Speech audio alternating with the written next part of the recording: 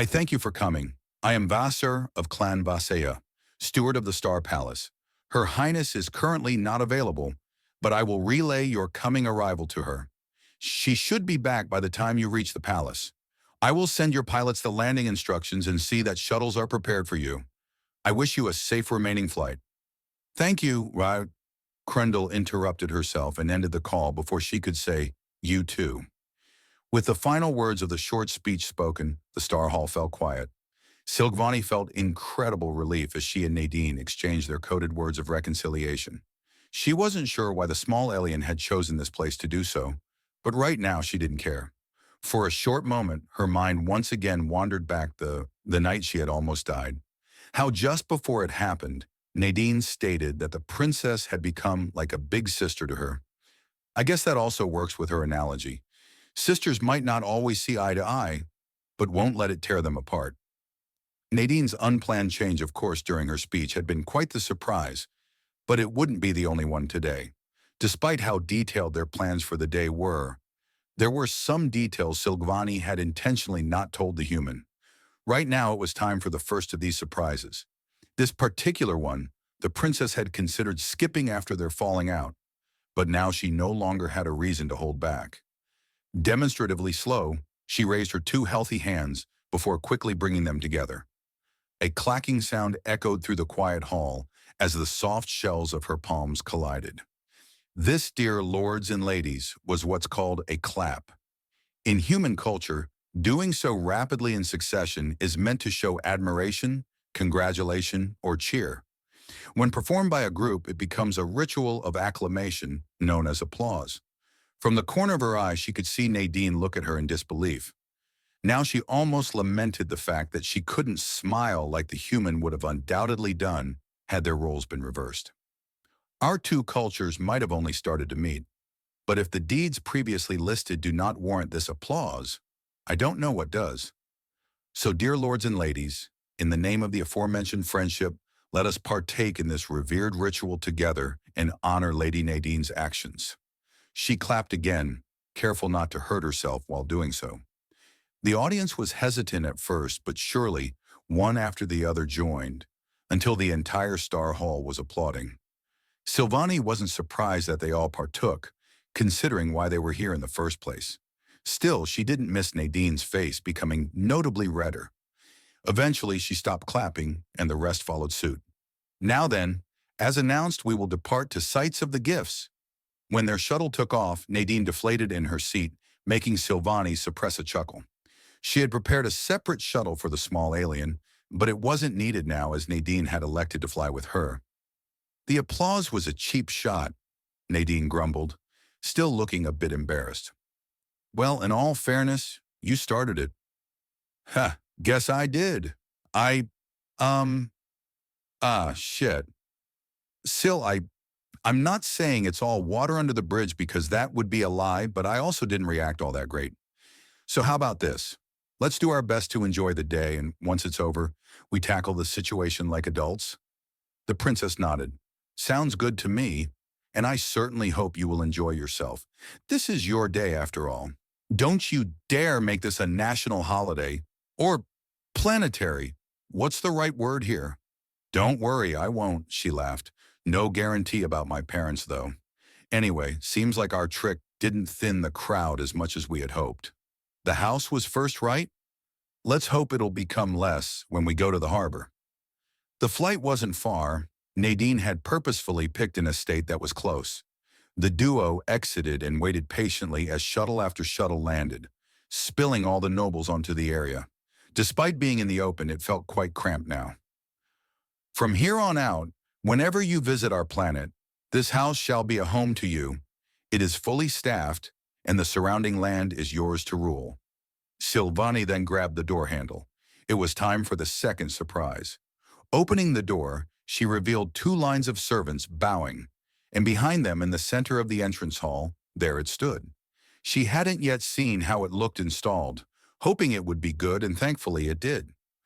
Lord Hawa's men had done a great job. Next to her, Nadine froze, staring blankly through the door and at the sculpture. It was an 8 lines tall, 3-dimensional interpretation of Nadine's family crest. the very same that currently shone proudly on her chest and back.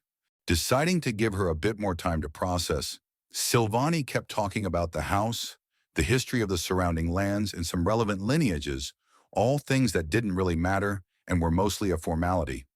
Eventually, it was time to depart once more. When they reached the port, the audience had, once again, shrunken a bit, but less than expected. They gathered in front of one of the hangars. It was a smaller one, befitting the size of the ship inside. The ship Nadine had picked for herself was designed for a crew of up to 10 people, though being fully operational with 4. "Wherever your destination lies, it shall be a loyal vessel to you," the princess continued her speech. "Made by our native shipbuilders and our best technology, unused except for test flights within the frame of its making, a proud witness of Homie's feats." She signed the servants to open the hangar. The doors opened, revealing the ship inside. Nadine seemingly didn't pay too much attention to it. Understandable, since she already knew what to expect. Or at least she thought so. That quickly changed once she noticed the final surprise.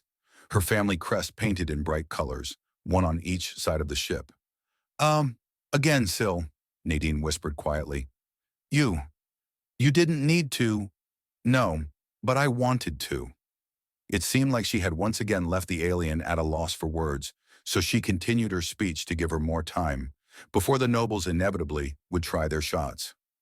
As she was finished and Nadine seemingly back on track, the human gave one of the servants a sign. He nodded and produced a small drinking canister. "Ah, makes sense that she's thirsty. Still, did she prepare it in advance?" She must have if the servant immediately understood her. However, the small alien didn't drink, instead going closer to the ship. Silvani eyes her with curiosity, as did the audience. Once again, Nadine took off her translator and looked up at the vessel. "Today we come to name this lady and send her to space," she spoke. "Lady? Oh, right. She said they consider ships female in her country. To be cared for by and to care for her crew," Nadine continued.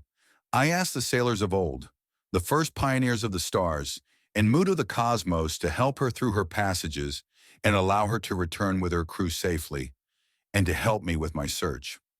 It got quiet once more when she was done.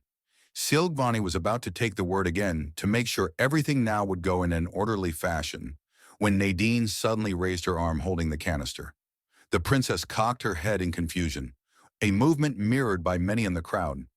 Then they all simultaneously flinched in shock as the small alien threw the canister with all her strength, smashing it against the ship's hull. Technically speaking, getting sent on a mission that was far away was great. When they would patrol the bridgeway, there was always the chance of something coming up that Colonel would need to handle. That was the big difference between patrolling and traveling. When traveling, there was a fixed goal that simply needed to be reached, and most problems that would come up during that had a solution someone else on the crew could provide, and thus it wasn't her responsibility to take care of it, and no reason to make a decision meant no risk of messing up. And yet Crandall hadn't found a single tig to relax during their long trip, because no matter how many days they would spend on their way, they would eventually reach their destination.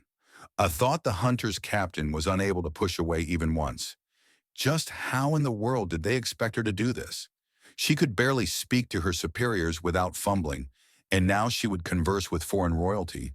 She had never even talked to aliens.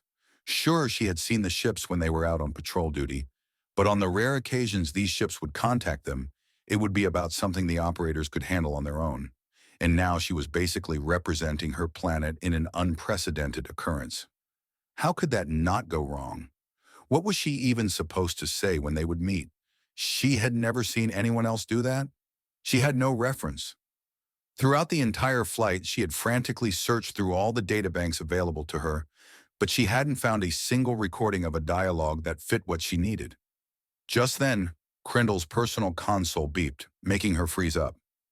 She hated that beeping under normal circumstances enough already, and right now, it was much, much worse.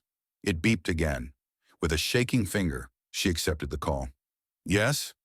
Captain, we have crossed the bridgeway and are now approaching the next entrance point," the operator informed her. "Next jump in 80 tigs. We will open a channel to Homie as soon as we're through." Lacking the strength to answer, Crandall merely nodded and closed the call. That was it then. The moment she had dreaded was here, and there was no way around it anymore. Her mind seemed to zone out as barely any time had passed when the beep pulled her into reality once more. The call opened and an image appeared. Crindle knew what Veneri looked like from pictures, but she was, for the first time, eye to eye with one. This particular one wore a green sash, paired with a couple of other adornments. What now? Should she wait? But the Veneri didn't say anything. Did that mean she was supposed to speak first? How was she supposed to know alien etiquette? I am Crindle, captain of the Hunter and leader of HFY's 16th flotilla. I am here on official orders of the elders, with an urgent message. As she spoke, the Veneri raised a hand, confusing the captain. Had she already messed up? Gi Rakil, Ranabi Siki Echo. I'm sorry, what? Then it hit her. Translator! I forgot the translator. She made a hectic gesture, hoping the Veneri would understand it to wait for a moment. She needed a translator. Where did she have it? Did she even have one? Great, what now? Maybe the operators had one. But how should she go about it? She was supposed to be the captain. How could she openly announce such a stupid blunder? Unless, maybe if she played it convincingly. Captain, the operator greeted her with audible confusion. I ordered a translator for Veneri in my cabin. She lied. Why is there none? A lot of people she could have given the order didn't hear that, and the operator wouldn't go around asking. That way she was safe. Hopefully. Translator? But why? Oh, is there a defect? My apologies, Captain. I will look for one immediately. Defect? What was he talking about? Can you understand me now? Crindle's head snapped back to the screen. The Veneri was now the one wearing a translator, seemingly set to curse Snelv. She quickly told the operator that the problem was solved and returned her attention to the call. Yes, loud and clear. My deepest apologies. No need, Captain. I can hardly expect you to foresee a malfunction of the built-in translator. Built-in? What is she talking? Wait, these things have built-in translators? This was her first time hearing about it, but right now she certainly wouldn't complain. Still, we should have checked that beforehand, Crindle responded, doing her best to make her voice sound not shaky. I am Crindle, captain of the Hunter and leader of HFY's 16th flotilla. I am here on official orders of the elders with an urgent message. It is in regard to an inquiry we've received, but originally responded with a no. But new information came up, changing that answer. And with that, she had rushed the end of the text she had been able to prepare in advance.